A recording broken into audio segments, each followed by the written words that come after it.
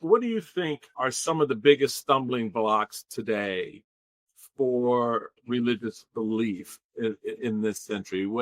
Because I think a lot of people would talk before we went to break about, politics or faith being the handmaiden to politics. But what do you think is that stumbling block for folks today when they're looking at their own approach to religious belief? Well, we were just talking about one, right? The extent to which religion and politics seem entangled, and people feel, particularly right now, if you're not conservative or right wing, people feel like conservative Christianity is coded as right wing. And there's that issue. Although, frankly, I think a lot of issues in the Republican coalition right now are also linked to the decline of religion, right? And that a lot of things that liberals and anti-Trump people dislike about Trump-era conservatism are not about religion run amok, but about sort of secularization and taking root, even in the more religious coalition. Yeah. I mean, I think the argument that inevitably comes up the most about religion as a stumbling block is just the problem of evil, right? And the idea that it's just really, really hard, at least for some people, to believe in the kind of God that Christianity especially preaches, right? Which is not just some kind of creator of the universe, but a God who is good in a way we can understand, right? Who's not beyond good and evil, but who is good, who cares about us, who is involved in our life. And that, there's a lot of suffering in the world. There's a lot of bad things that happen, from the extremes of war and famine and disaster to the personal. Like, everyone has tragedies in their life that seem too difficult to bear, and like things that a good God would not permit. People have been arguing about that issue going on 10,000 years or so, right? It's not an issue you resolve in a book or on a podcast. The things I'd say about that, though, are, one, that first, there's an extent to which that argument is already contained within the old religious traditions themselves, right? If you read the Bible, if you read the Old Testament and the New Testament both, like from Abraham to Job to Jesus in the Garden of Gethsemane, people are always questioning God's purposes and arguing with God and feeling uncertain about what God is doing in their life and whether God is actually good in the way that we humans want God to be good, right?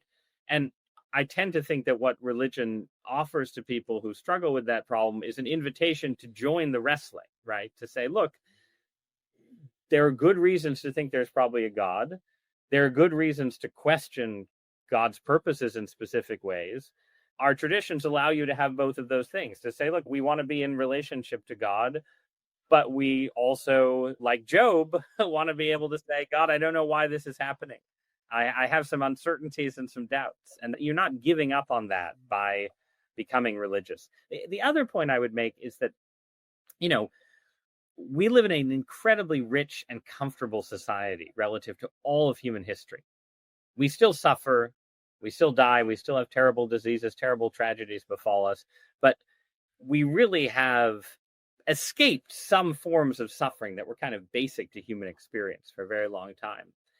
And it's almost as if, as suffering has gone down, we've become more offended by it, right? It's like people are like, well, we have conquered certain forms of disease. We live longer lives. We do all these things. And so the suffering that remains feels more unbearable. It's like, how could God permit this, right? Whereas if you go to societies that have shorter life expectancies and more suffering, or even to places within our own society. I mentioned earlier my experience with chronic illness, right? If you go into the world of people who have struggled with chronic illnesses, lots and lots of people in those societies are not saying, I'm suffering so much, therefore I'm an atheist, right? They're saying, I'm suffering so much, therefore I need God's help even more, right?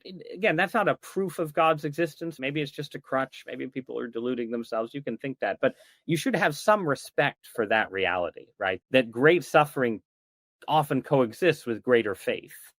An absence of suffering often coexists with a sense, oh, no one could possibly bear suffering. God could never ask people to suffer in this way. But when people actually do suffer, they don't necessarily have that reaction. They actually can find their faith and their relationship with God strengthened. So there is some mystery there that's important. That's the Job period that you talk about, with Job and the story of Job, which you bring out to a larger narrative where the central question becomes, well, why would any God allow this kind of suffering? Why would any God allow man's inhumanity to man? Why would any God permit the horrible things that happen to women and to gay people, to whatever, the areas of diseases, as you know, that we've combated all of these other diseases, but yet you still have people who suffer particular ailments and illnesses, and folks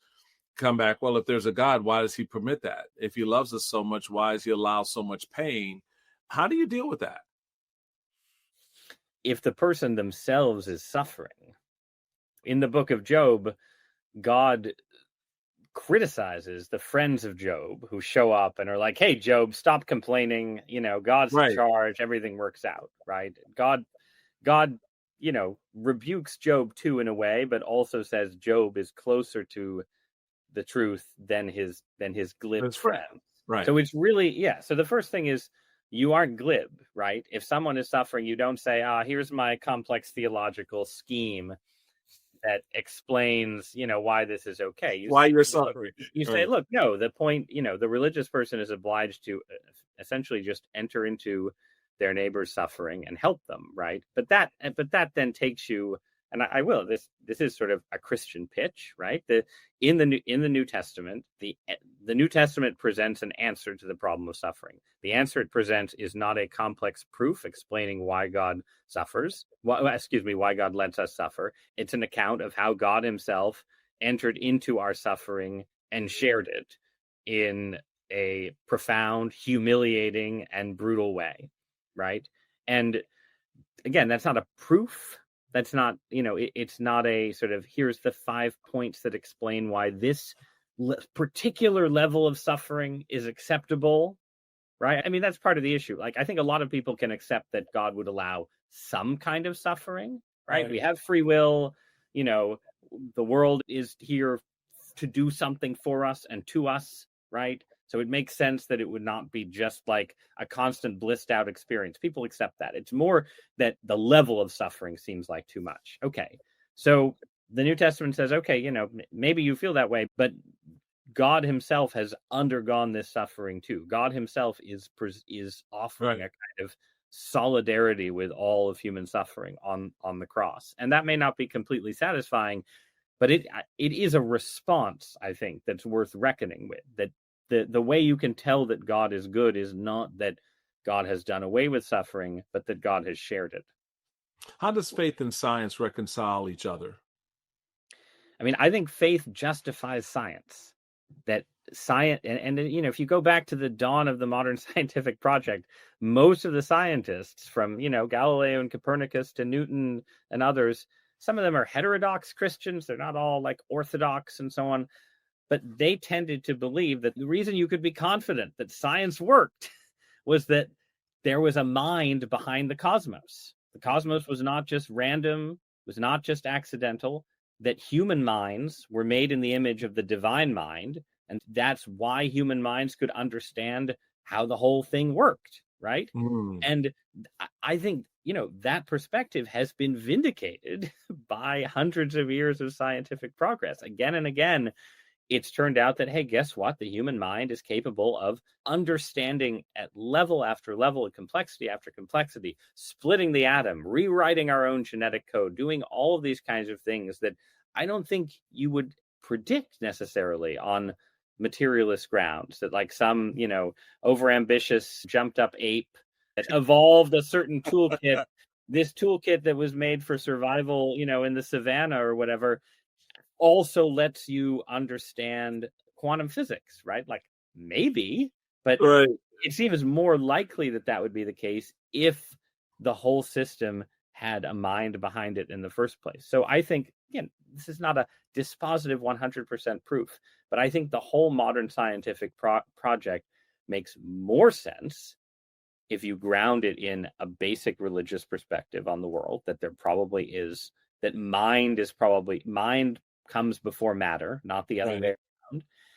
And then, and that the science, the fact that it all works is a testament to the principles of order and intentionality that religion takes for granted. Whereas, again, a hard materialism, and not all forms of atheism take this form, but a hard materialism that says, our mind is just matter in motion, that consciousness is just sort of an illusion, like that's sort of along for the ride.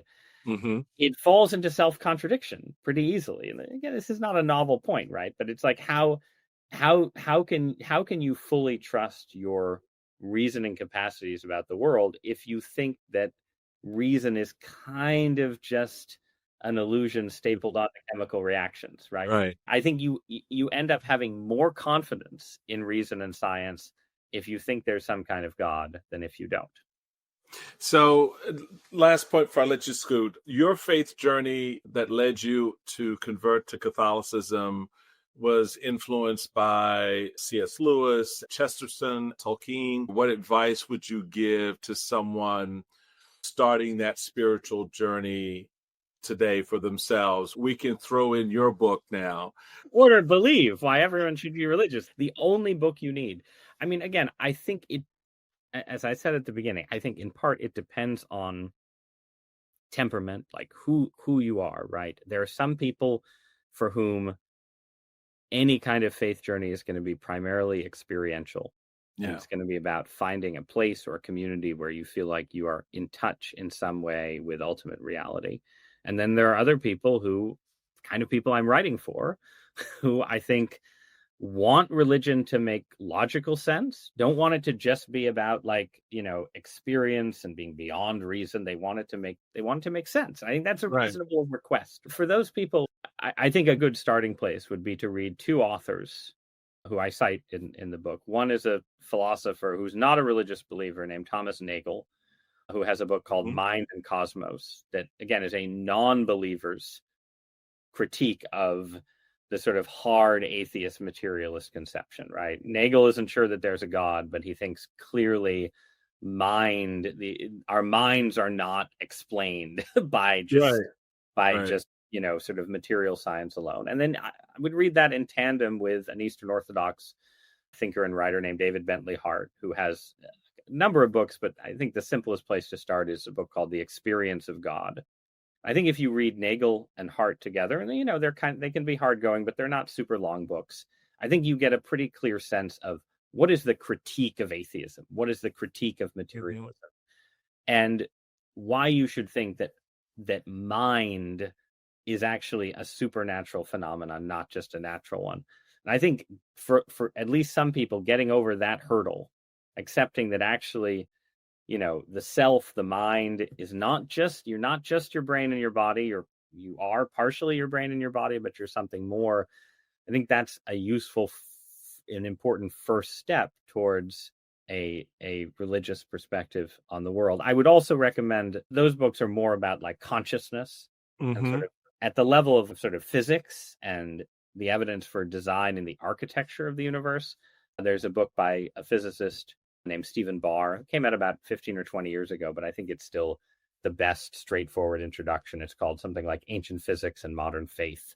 And if you're interested in questions of the structure of the universe, why it seems fine-tuned, what the different theories for why that might be are, how the religious theory stacks up against alternatives, I think that's a good place to start. My book is intended to be a kind of gateway into some of these more sophisticated arguments. So certainly you should start with Believe, Why Everyone Should Be Religious, available on Amazon.com and other fine booksellers.